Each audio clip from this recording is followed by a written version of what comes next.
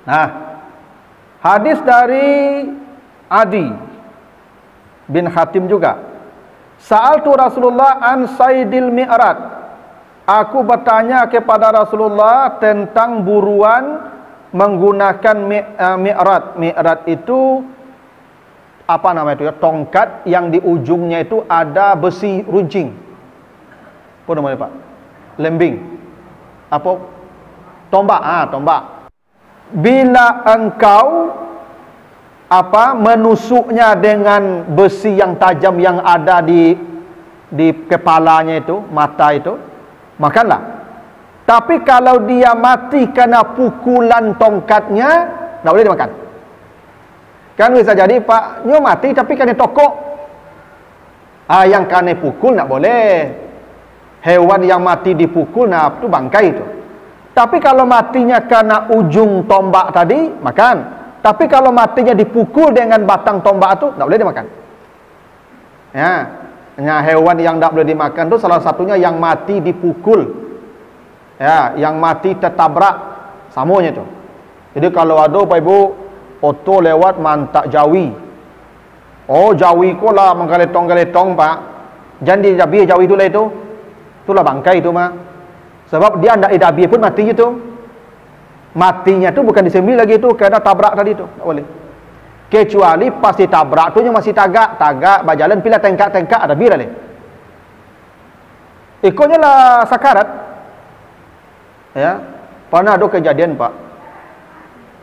Iya, tapi dia pasti mati juga kerana tabrakan itu. Jadi dia matinya bukan disembelih lagi kerana ditabrak. Oh iya tu. Ayam di dia Honda ya, motor. Oh, dabi capek le menggari le. Tak le menggari le punya mati tu mah. Tak boleh tu. Kecuali dia memang masih berjalan, kesadarannya masih ada. Tapi dia sudah pincang, sudah huyung, tu dah biarlah. Tapi kalau nyala sakarat, itulah menunggu mati tu. Tak boleh lagi disembelih tu. Ya, kadang awak dia takut rugi awak. Oh, jawi sekadang kau. Dan yang punya sakarat pasti mati le bu. Kalau tak mati dah sakarat namanya tu. Yang namanya sakarat pasti mati. Kalau dia begini-begini bu, lah kajang-kajang, itu dah sakarat tu. Pasti mati tu. Dari ndak ada. Maka kalau kondisinya sudah begitu, itu matinya karena ditabrak, bukan karena disembelih. Ya. Makanya kata Nabi, kalau matinya dipukul, tak boleh. Karena itu dihukumnya mati dipukul, bukan mati disembelih namanya itu. Ya. Pernah ada kejadian Ibu, ada iti yang panjang angso ya. Jadi iti angso kan lianya panjang kepala panjang tu Pak. Jadi iti konya menjulu kepala ke jalan nyo linde kepala ko di oto Pak. Kepala saya linde ya Pak, badan dah bawa. Nyo dabi dia orang ko Pak. Nyo dabi makan. Bangkai tu. Tak boleh tu. Ya. Jadi itu ketentuannya. Kecuali dia belum sakarat. Belum sakarat tu harapan hidupnya masih ada. Ya, tapi memang tak akan lama lagi. Tapi masih ada harapan hidup. Kalau sudah begini-begini, itu sakarat tu. Jadi dah biar aja lah. Ya, karena dia sudah dihitung mati, tercekik, mati jatuh, mati tertabrak, mati dipukul tadi salah satunya. Ya, itu tak boleh. Ya. Lalu kata ini hadis Abi Sa'labah dan hadis riwayat Muslim, "Iza ramaita bisahmika faghaba anka fadraktahu fakuluhu malam yantun." Bila engkau menembak hewan buruan, baik dengan panah, baik dengan peluru tadi, lalu hewan buruan itu hilang setelah ditembak. Hilang, dia tak jatuh dia. Maka makanlah selama belum membusuk. Itu dulu. Kalau belum busuk, lun jadi apa itu? Kalau lunak, makanlah. Makan. Cuma awak tak lo nyaman makannya nak. Tapi kalau ditanya hukum, ya boleh makannya. Boleh.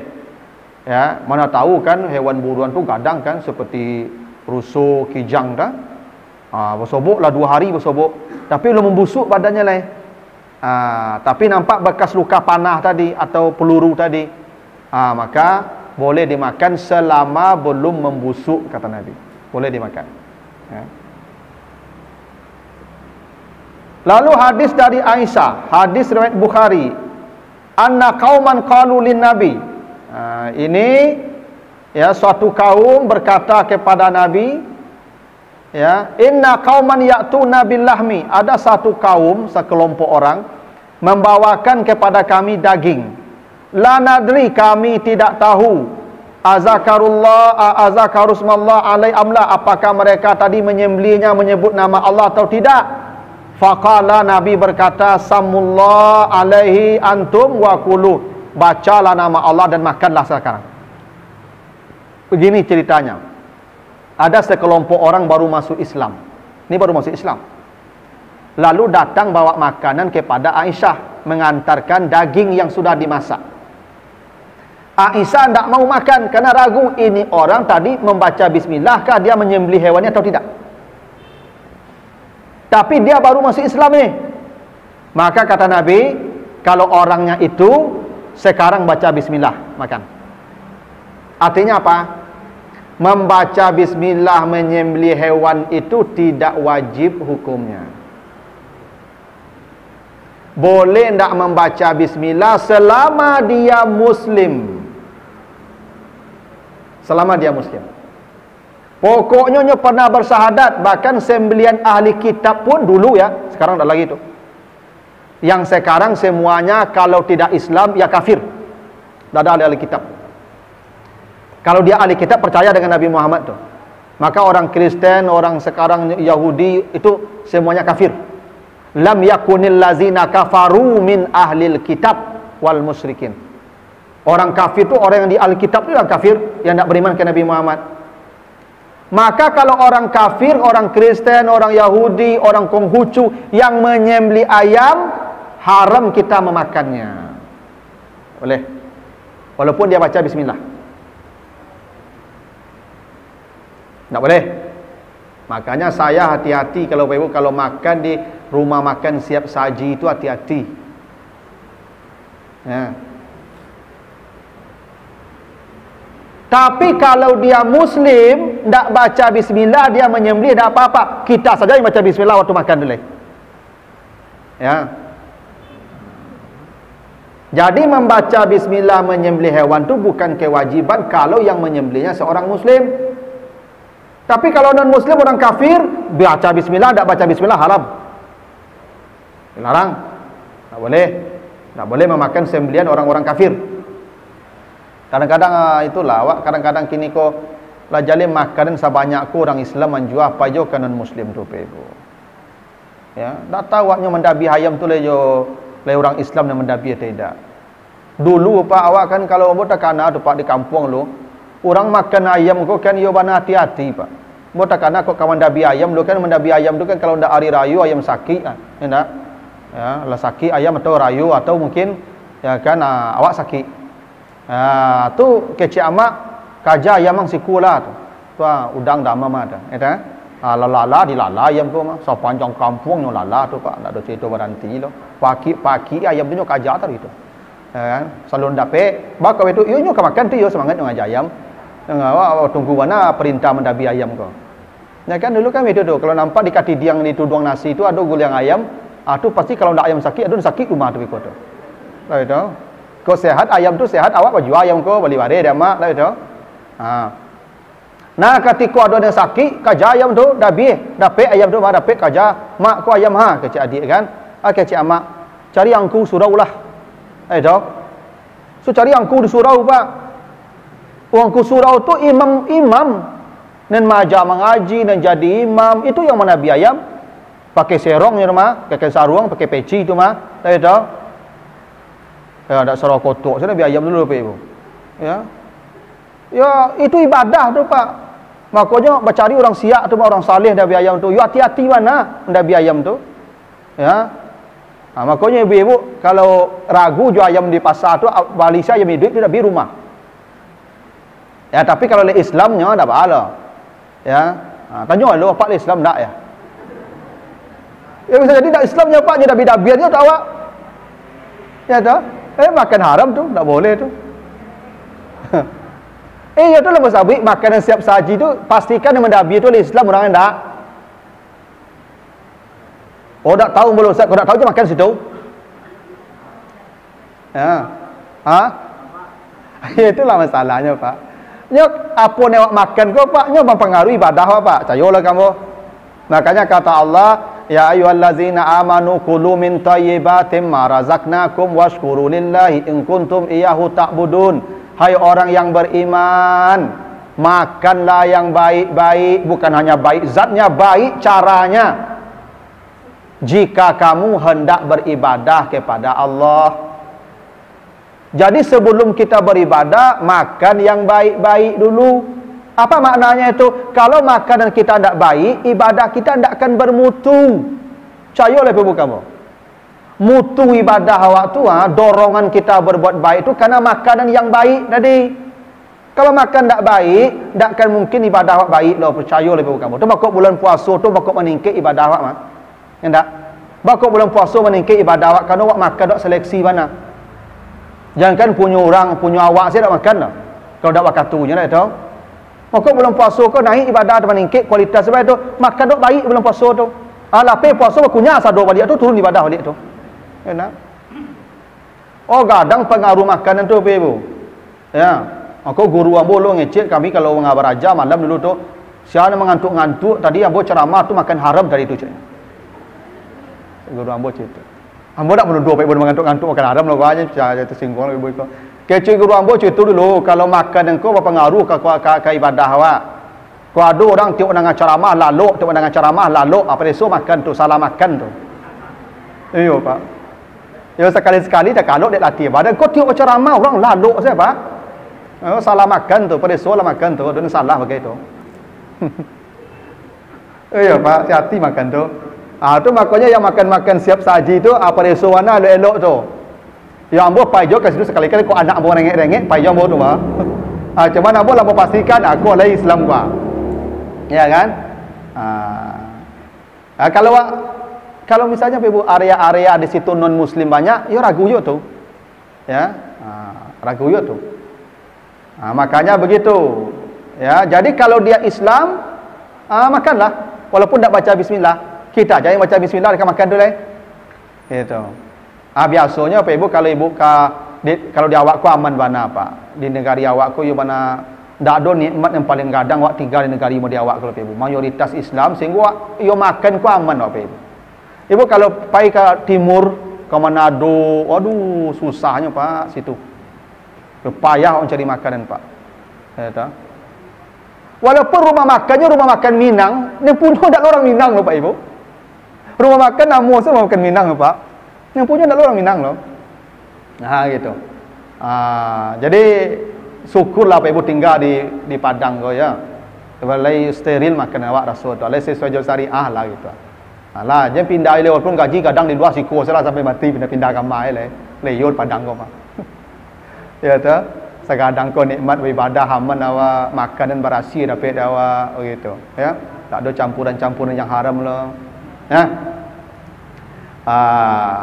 Tapi kalau dia makanya ibu kalau bertetangga yo non muslim, ya ada tetangga misalnya non muslim, tu diantar makanan ke rumah, maka jangan dimakan.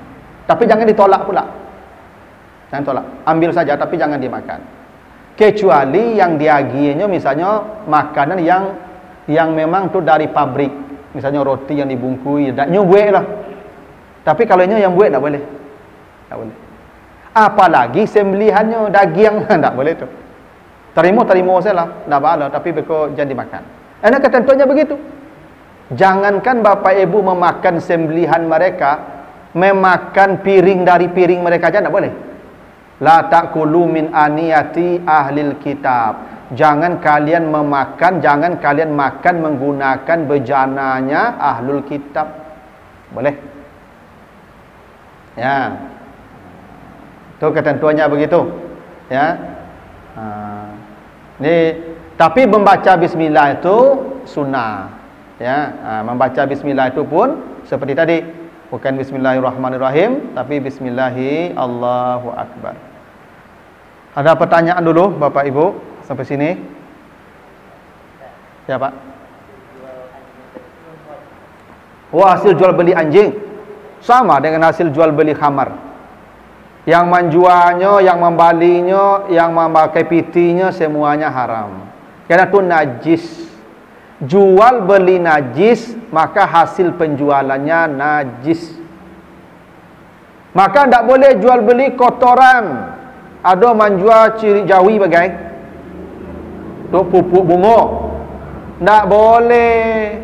Itu najis, tak boleh jadi komoditas jual beli. Hukumnya najis, haram. Sama jual beli khamar. Jual beli khamar tu haram. Sama.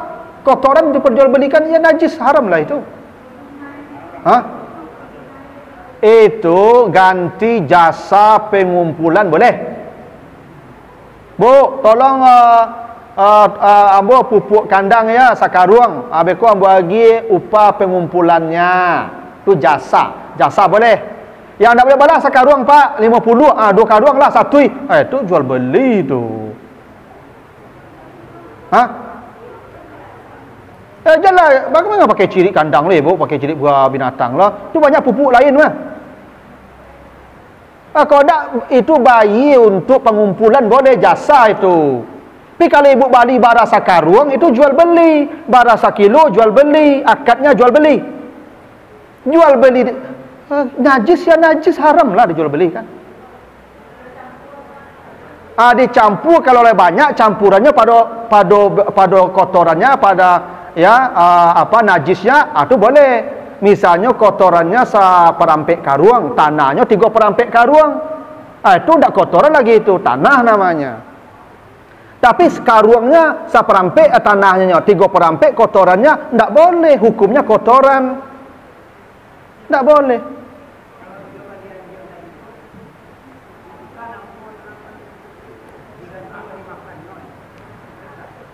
Ya kalau ganti makan, hitung makannya bara sehari. Bara tahun dia makan, apa yang dimakannya hitunglah. Oh, itu jual beli namanya Pak. Kalau jual beli haram, jual beli najis, hukumnya haram. Haram jual beli najis. Tak boleh. Kalau bapak memang ini anjing saya saya minta anjingnya ya, hitung jasa pemeliharaannya. Hitung. Memang real hitungannya. Makannya bara, apa yang dimakannya real Pak. Kurang lebihnya dimaafkan. Itu betul, itu jasa. Tapi kita akan anjing bara siku pasti gitu Pak. Tidak ada ganti itu Pak. Itu pasti jual beli. Haram. Jual beli najis. Makanya ibu jangan bali-bali je pupuk kandang tu. Kecuali memang lah diolah jadi kompos. Itu lain soal, tu boleh. Itulah pupuk itu. Tidak kotoran itu. Lah diolah dengan dicampur dengan zat-zat lain. Tapi kebanyakan di tampik-tampik penjual bunga tu kan yang dijual yang di Bali tu kan murni kotoran sapinya. Tak boleh tu, najis tu. Ya. Ya kalau jual haram berdosa, kalau haram tu berdosa. Tangka-tangka ibu cubalah boleh pakai cian. Ibu Bali je lah boleh pakai cian, misu ibu buat kundo-kundo kena laku tapi ibu ustaz ambo baan nasi. Bila pakai cian ke ibu dulu je, ibu tangka aja cik. Bu urus salah seorang lain. Berhenti lah dari kecil berhenti lah. Kecuali itulah diolah menjadi pupuk dengan campuran-campuran, itu tak apa-apa. Kini kan banyak karung-karung kotoran sapi tu jual orang tu. Tak boleh balik tu. Ibu nak cukup bunga ke, cok balik cik jawi, boleh. Kotoran kambing tak boleh. Ayam tak boleh. Semua yang najis kotoran tak boleh diperjualbelikan. Mana ada itu kan dia jual-jual. Agen saya kurang tu. Dia jual tu kan dia jual. Kopi luwak Bapak Ibu, dari mana luarnya? Oh dari belakang sama tu mah kotoran tu.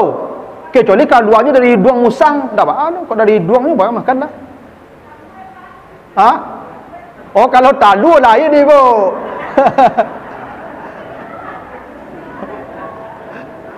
Bu, talu itu bukan makanan ayam. Kecuali talunya makan ke makan luar, talu balik boleh makan lah. Kalau talu tu produksinya di dalam. Kalau kotoran hasil makanan yang diolah usus, najis. Beda ibu. Kecuali nyu makan talu, keluar talu. Ini bisa jadi ibu. Gajah makan durian, keluar durian. Gajah ku ibu kalau makan durian, kecil orang, nyepulun jurumpui tu mah. Nyepulun jurumpui, baru nyelulu jurumpui-rumpui itu. Beko keluar durian utuh balik tu. Lain dah soya, ya. Lain lo asam-asamnya tu, asam-asam manisnya tu. Kecilnya lama ibu. Apa lu pernah nyebut ibu ya? Kecil orang lama. Ya. Inilah keluar jadi kotoran tu. Yo di dalamnya elok le ustaz, bukan di dalamnya keluarlah status najis. Keluarnya itu sudah status najis. Kopi luwak tu memang kalau diolah ustaz steril, bukan sterilnya, dia sudah berubah status jadi najis.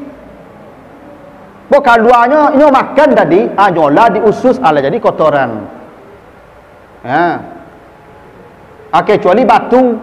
Kalau batu dah ala kopi kunyalah batu tu kalau. Ya kan, misalnya musang ko makan batu tu kalau batu boleh. Ada apa? Tak najis batu tu. Ya, tak najis batu tu. Tapi le kalau punya batu tu. Ini kalau jadi makanan tak boleh. Ya, najis. Nah, itulah dulu Bapak Ibu ya. Tolong ibu-ibu ya, ingat-ingat lah tu. Jangan boleh jual bali apa je lah. Ya, najis kotoran tak boleh. Ya. Orang minta saya. Nah, begitulah dulu. Ini masih ada beberapa hadis lagi nih tentang sembelihan. Nanti kita lanjutkan di pertemuan berikutnya. Lebih kurang mohon maaf. Subhanakallahumma wa bihamdika asyhadu an la ilaha illa anta astaghfiruka wa atubu ilaika. Assalamualaikum warahmatullahi wabarakatuh.